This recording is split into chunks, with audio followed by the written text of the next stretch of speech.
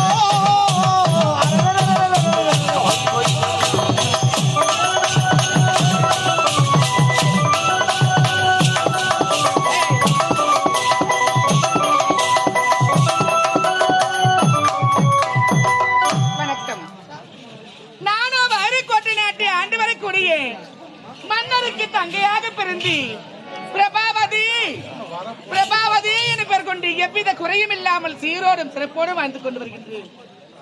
என்னுடைய பெரிய அண்ணனோ வைரக்கோட்டை நாட்டை ஆண்டு எவ்வித குறையும் இல்லாமல் சீரோடும் சிறப்போடும் அரசாட்சி செய்து கொண்டு வருகின்றார்.